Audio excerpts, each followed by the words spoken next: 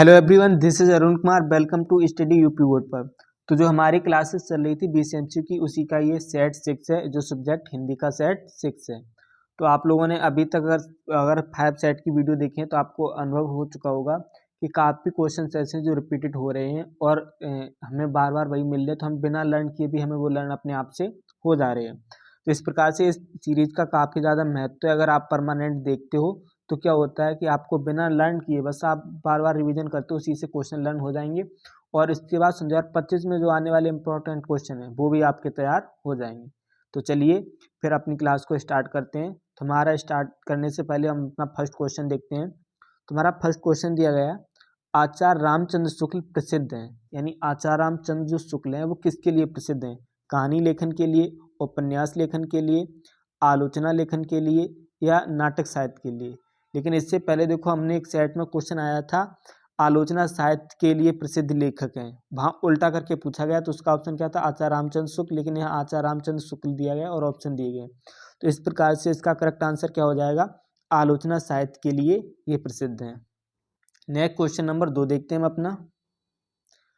गोदान उपन्यास के लेखक हैं। देखो, गोदान एक काफ़ी प्रसिद्ध उपन्यास रहा है, जो काफ़ी लोगों को मतलब प्रचलित ही है, आम भाषा में समझ सकते हो, जो काफ़ी प्रचलित है।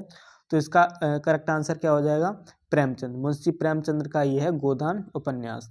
न तो यशपाल का है, न मोहन राकेश का और न ही धर्म भारती का।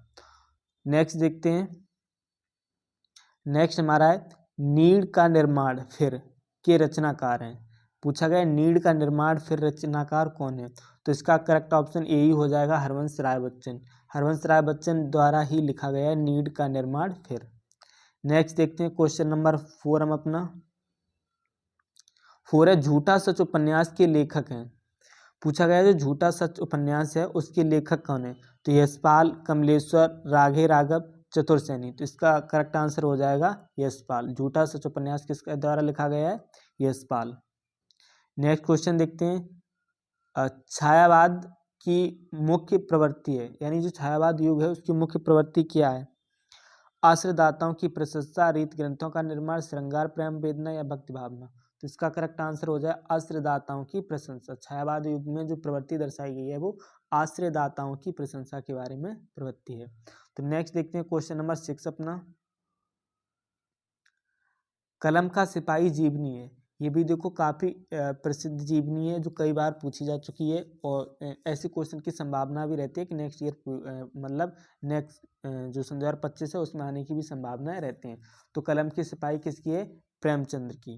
ना जयशंकर के प्रसाद की है, ना मोहन राकेश की, ना आचार्य रामचंद्र शुक्ल की। कलम की सिपाही किसकी है? प्रेमचंद की। याद रखना, गोदान प्रेमचंद की, कलम की सिपाही जीवनी किसकी है? प्रेमचंद की। याद रखना, गोदान है क्या? गोदान एक उपन्यास है। नेक्स्ट देखते हैं क्वेश्चन नंबर 7। घनानंद किस काव्य धारा के कवि हैं? मतलब पूछा गया जो घनानंद कवि हैं वो किस काव्य धारा के? रीतबद्ध के, रीत सिद्ध के, रीत मुक्त के या आधुनिक काल के? तो जो घनानंद हैं वो रीत मुक्त के काव्य धारा के कवि हैं। नेक्स्ट देखते हैं क्वेश्चन नंबर 8 अपना। 8 में पूछा गया हंस पत्रिका के संपादक हैं मोहन राकेश, प्रेमचंद, धर्मवीर भारती, गुलाब राय। तो इसका करेक्ट आंसर क्या हो जाएगा? प्रेमचंद। हंस पत्रिका किसके द्वारा संपादक की गई थी? Munshi Premchand. Next question number 9। जहाज का पंछी कृति विधा है, यानी जहाज का पंछी जो कृति है वो कौन सी विधा है? मतलब नाटक है, कहानी, उपन्यास है या निबंध संग्रह है? तो जो जहाज का पंछी है वो एक क्या है? उपन्यास है। जैसे गोदान मैंने अभी बताया था, गोदान क्या था? एक उपन्यास। वैसे ही जहाज का पंछी क्या है? एक उपन्यास है। नेक्स्ट देखते हैं। हमारा क्वेश्चन है तार सप्तक का प्रकाशन वर्ष है। देखो ये क्वेश्चन एक बार और आ चुका है। तार सप्तक का प्रकाशन वर्ष है तो 1942 नहीं है, 1953 ये भी गलत है, 1943 जो ऑप्शन है वो करेक्ट है। नीचे देखते हो ऑप्शन में देखो दिया गया है 1943। तो इसका करेक्ट आंसर क्या है? 1943 तार सप्तक का प्रकाशन वर्ष। ये क्वेश्चन हम सेकेंड बार पढ़ रहे हैं तो याद रखना, तार सप्तक का प्रकाशन वर्ष कब है? 1943 में। नेक्स्ट देखते हैं। ये हमारा व्याकरण से निर्वेद स्थायी भाव है। देखो, अगर इससे पहले जो हमने एक रस छंद अलंकार की क्लास चलाई थी, जिसमें मैंने रस छंद अलंकार पढ़ाए थे, उसमें मैंने पढ़ाया था कि आपको जो रस पढ़ने थे, वो 2 रस थे, एक करुण रस और हास्य रस 2 ही पढ़ने थे। यही आपके 2 सिलेबस में, लेकिन मैंने स्थायी भाव सभी के पढ़ाए थे 11 के 11, क्योंकि मैंने बोला था कि स्थायी भाव कहीं से भी पूछे जा सकते हैं। अगर रस पूछे जाएंगे तो हास्य रस या करुण रस ही पूछे जाएंगे, लेकिन स्थायी भाव कहीं से पूछ सकते हैं। तो मैंने जब स्थायी भाव बताया था तो मैंने बताया था निर्वेद किसका स्थायी भाव है, शांति का।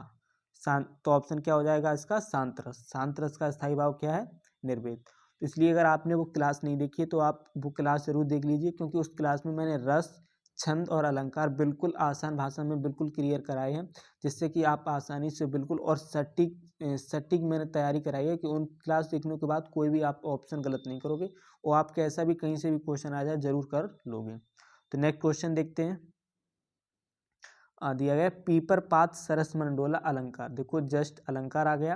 मैंने बताया था अलंकार वैसे 2 प्रकार के होते हैं, एक शब्द अर्थालंकार, लेकिन हमारे में जो है वो अर्थालंकार है, और अर्थालंकार 5 प्रकार के होते हैं, लेकिन उनमें से हमें कितने पढ़ने थे, मात्र 3 अलंकार पढ़ने थे। उसमें से था हमारा उपमा, उत्प्रेक्षा और रूपक। तो इसमें पूछा गया है पीपर पात सरस मन डोला। पीपर पास सरस मन मोला, जो मन डोल रहा है वो किसके हिसाब से जोड़ा है, जैसे पीपर का पत्ता होता है उसी प्रकार से मन डोल रहा है। तो इसमें देखो क्या पीपर पात के मन से तुलना की है, पत्ते की तुलना किससे कर रहे हैं, मन से।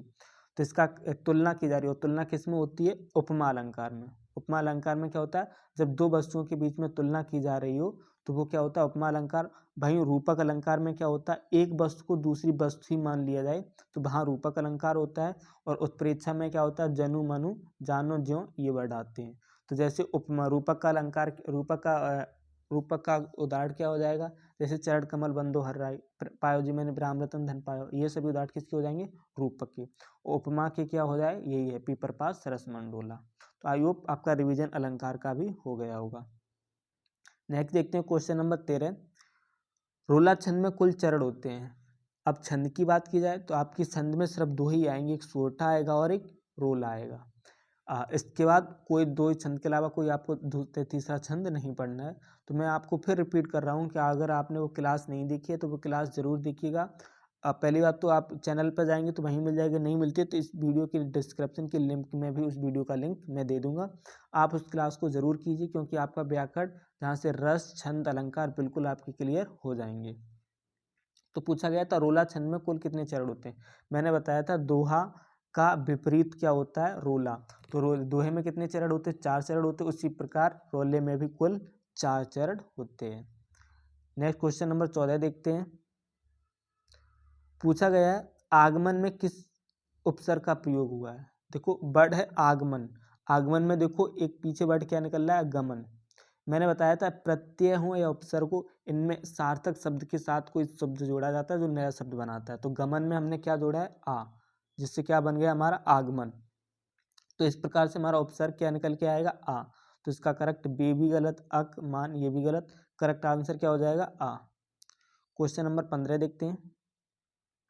भलाई में प्रत्यय, प्रत्यय क्या होते हैं जो पीछे लगाए जाते हैं। तो वर्ड है भलाई, भला।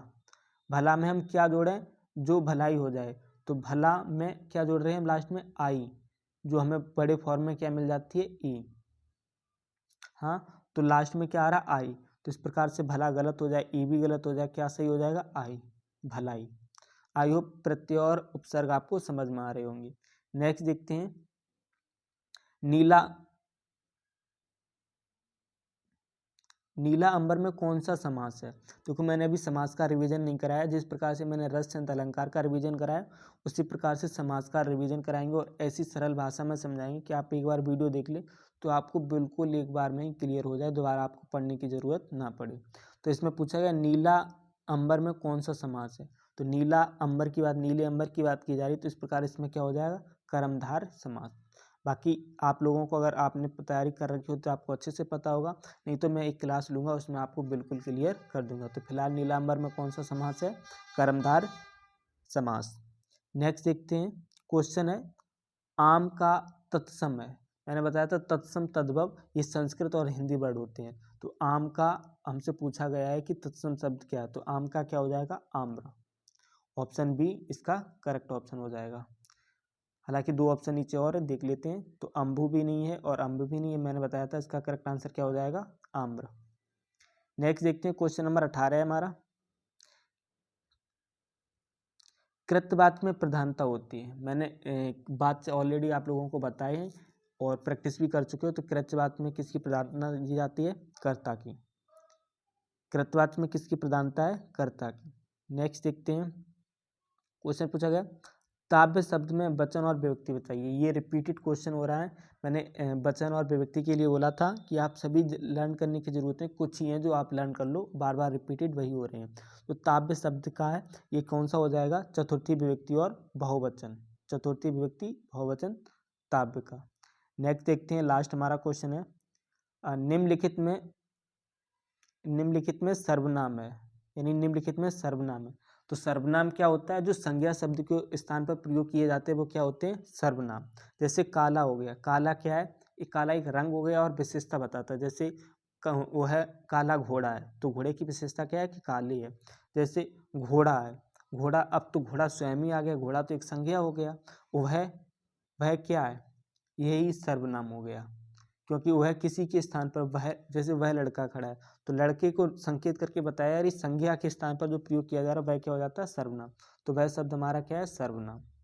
आई होप आपको 20 के 20 MCQ बिल्कुल कन्फर्म हुए होंगे और आपको अच्छे से समझ में भी आए होंगे। तो उम्मीद करता हूँ कि आप अगर इसी हिसाब से तैयारी करते रहते हैं तो जो 2025 में 20 MCQ आएंगे आपके हिंदी में, वो एक भी आप छोड़ के नहीं आओ, 25 के 25 करके, सॉरी 20 के 20 करके आओगे। तो चलिए फिर आज की इस वीडियो के यहीं एंड करते हो। अगर आपको वीडियो पसंद आई तो लाइक कमेंट शेयर जरूर कीजिए, साथ ही साथ चैनल को सब्सक्राइब कर लीजिए, जिससे न्यू आने वाली वीडियो की नोटिफिकेशन आपको मिलती रहे। तो चलिए फिर आज की इस वीडियो को यहीं एंड करते हैं।